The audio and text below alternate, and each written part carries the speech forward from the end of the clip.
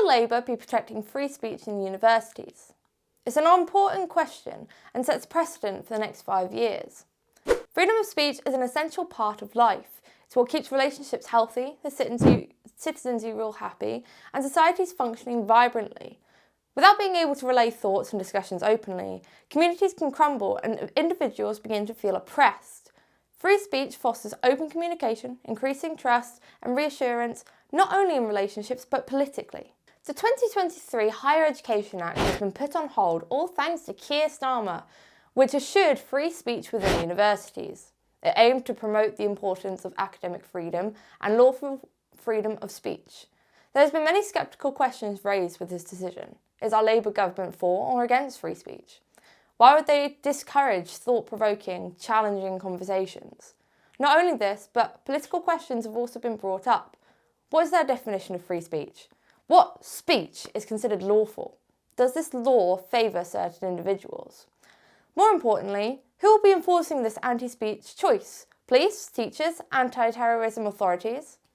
The government has stated their concerns that the Act will negatively affect minority communities, for example, allowing students to discuss migrants arriving on boats, or even questioning the Holocaust, despite the European Court of Human Rights specifically ruling that Holocaust denial does not contribute within free speech. But isn't that a fundamental of life? Discussion and open, often heated debate. Is that not what allows a society to flourish and survive? It's normal to question everything, and it's an ordinary human reaction to somewhat be sceptical of life. Discussions and debate are significant to understanding complex issues. They allow different perspectives to be relayed, challenging assumptions and belief systems and exploring solutions to societal issues. When free speech is taken, the community devolves, especially when the restrictions are politically biased. It's highly frowned upon to be critical of Islam, but encouraged to criticise Christian values, for example. Universities can teach white children that they should feel guilty for their actions of their ancestors, while those who oppose white guilt are censored. This imbalance causes divide in society. Removing an individual's voice under the guise of protecting minorities sparks violent scenes throughout, and many people become heard through their behaviour. Protests, riots, letters written to MPs, or work strikes are just some of the few events seen throughout the years after free speech has been stripped. Education, in particular, should be the primary facility that encourages free speech and debate. They're responsible for the prime years during development. What are we going to see in the next 10, 30 years' time with children who have never had their ideology challenged? Will it erupt in violent retaliation?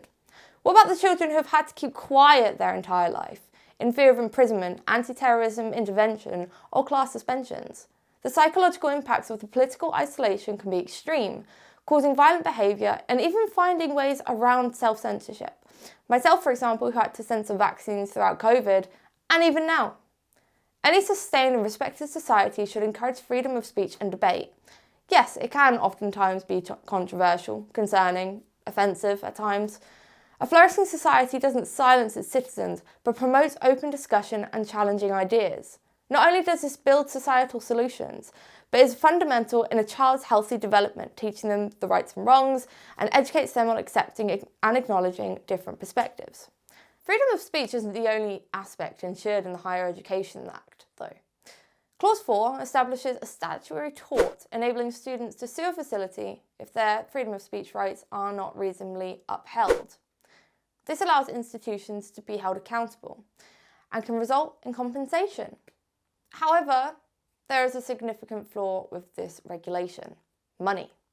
Many students, especially in today's society, do not have the efficient funds to sue their educational institution, be it college, university, student unions even. Legal fees, court fees, eyewitness expenses, and potential fees of loss all have a part to play, and therefore favours a minute demographic. These economic limitations create a barrier in protecting the rights of students and creates a punishment solely for the working class.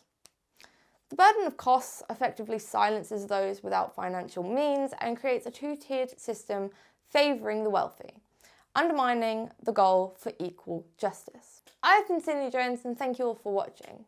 Remember to comment your thoughts below and even start a debate if you'd like. You can follow me on X or Telegram, both with the tag JournoJones05, and if you haven't already, subscribe here. There are also some more videos for you to check out. With all that being said, have a wonderful week, everyone.